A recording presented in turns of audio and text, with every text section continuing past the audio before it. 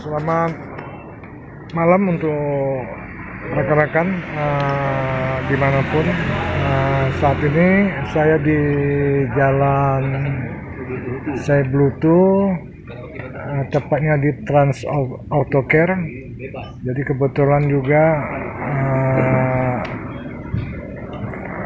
Abang Da Rizky kongko-kongko dengan anggota Golkar ya, dan rekan-rekan dari teman-teman dari AMPI juga di sini hadir. Jadi kita kebetulan juga lewat, kita singgah. Saat ini kita sudah berdampingan sama beliau, jadi kita akan coba tanya beliau dalam rangka apa untuk kongko-kongko malam ini, dan nanti akan kita tanya beliau langsung lebih lanjut persiapan apa sih dari Golkar untuk pilkada yang sudah dekat ini. Jadi izin Abang Da, Abang Da Rizky, kita hanya mau bertanya aja mah, untuk saat ini ada kongko-kongko lah istilahnya untuk Abang Da Rizky. Saya juga berterima kasih saya bisa duduk bareng. Kebetulan juga saya ikut di dalam juga di AMPI. Jadi apa sih kira-kira Abang Da untuk persiapan dari Golkar lah, khususnya umumnya dari sayap ya dari teman-teman AMPI ini?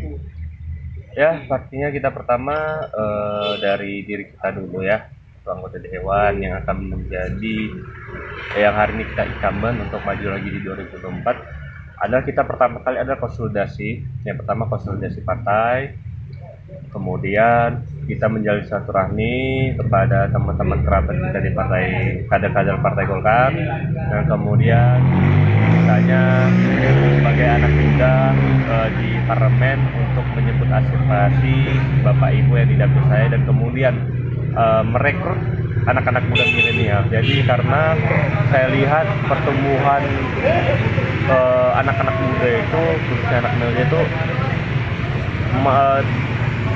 termasuk cepat untuk pertumbuhan untuk suara yang signifikan yang pastinya. Yang kita lihat dengan analisis saya dulu, bahwasanya memang kita memang sih anggota dewan pada waktu dulu merekrut namanya ibu-ibu pengajian. Tetapi hari ini kita lihat banyak anak-anak muda yang punya potensi, khususnya itulah kita rangkul. Nah, bagaimana kita merangkulnya adalah mengikuti hobi dia. Apalagi anak-anak muda ini banyak kegiatan-kegiatan positif. Ada yang bermain futsal, kita lihat. Kemudian ada main-main game kayak Mobile Legends dan lain-lain. Jadi dari situlah kita sebagai anak muda, bukan masalah pintar atau nggak pintarnya suatu hobi mereka anak-anak muda, tetapi kita mau dulu terjun, itu yang pastinya. Yang kita harapkan kepada AMPI, khususnya di Kelurahan Selayang 1, lebih dekat ke masyarakat, buatlah program-program yang ya program itu adalah kegiatannya yang nggak begitu banyak berbiaya, dalam arti ya bisa dengan ada gotong royong, kemudian acara-acara keagamaan kita ikut. Nah, kita mencari itu yang simpel-simpel saja, yang nggak usah susah. Kenapa? Karena kita harus menjual partai dan menjual figur untuk pencalekan itu adalah bagaimana kedekatan kepada masyarakat. Yang pastinya saya sangat apresiasi hari ini kepada kader-kader AMPI yang luar biasa, dan juga di kursi Partai Golkar yang hari ini kita 4 kursi. Alhamdulillah adalah kader terbaik AMPI yang kita harapkan yang maju nanti di 2024. Bukan hanya saya saja di dapil saya, mungkin ada beberapa kader AMPI itu terpilih lagi. Yang pastinya kan Partai Golkar itu mempunyai sayap, dan anak kandung dari Partai Golkar itu adalah AMPI. Jadi kita harapkan kepada kader AMPI, siapapun itu, siapa orangnya, yang penting figurnya baik dan bagus, yang bisa berdekatan dengan masyarakat, dan kemudian bisa dekat dengan kader AMPI, silakan. Yang saya harapkan kita bersatu supaya kursi di parlemen, kursi Partai Golkar dan juga kader AMPI itu siap tampil dan mempunyai panggung dan bisa membawa aspirasi kawan-kawan untuk di DPRD. Mungkin menurut saya itu saja sih dari tips dari saya. Iya. Jadi inilah gue Abang Da, untuk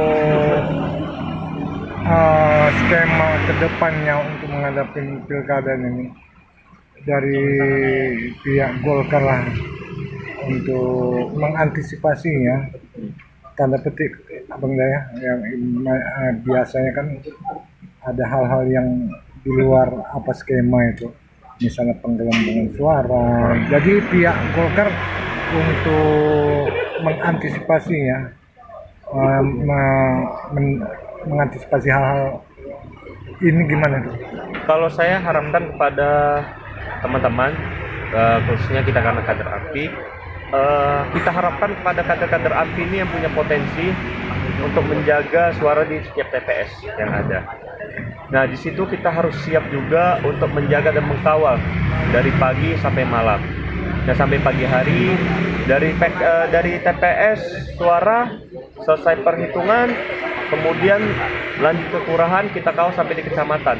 Nah, antisipasinya adalah tinggal diri kita dan kader-kader AMPI kita yang potensi ini, bagaimana memahami suatu struktur di dalam tilek nanti. Dan kita harapkan nanti kita mungkin ada beberapa, kita bentuk koordinator untuk di setiap dapil biar nggak kesusahan. Jadi kita minta pas waktu di jam 12 atau di jam 1 sudah penutupan TPS itu sudah tahu berapa suaranya, bertahap dari jam sekian, ini jam sekian suara udah berapa.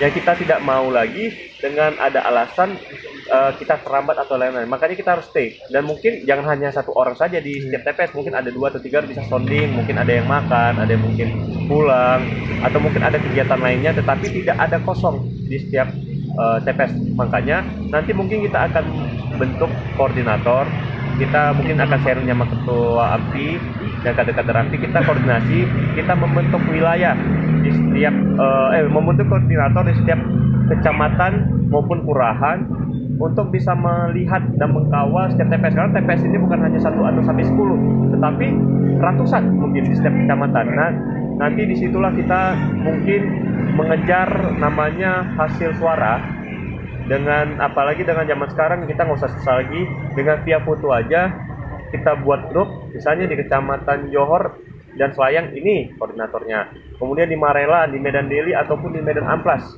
sudah ada, jadi bisa ditabulasikan. Nah, inilah kita sudah lihat angka konkret kita, bagaimana kita bisa mengkawal sampai kecamatan dan sampai ke KPU Kota Medan nanti ke depannya ataupun provinsi.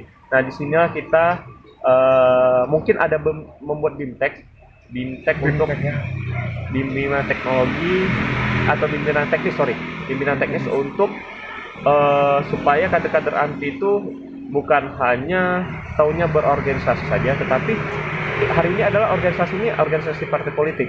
Jadi kita harus melek politik, dan juga kita harapkan kepada kader-kader AMPI harus siap bagaimana caranya, cemana caranya supaya kader AMPI yang duduk itu lebih meningkat lagi, yang biasanya ini 4 bisa jadi 5, bisa jadi 7, itu yang kita harapkan pastinya.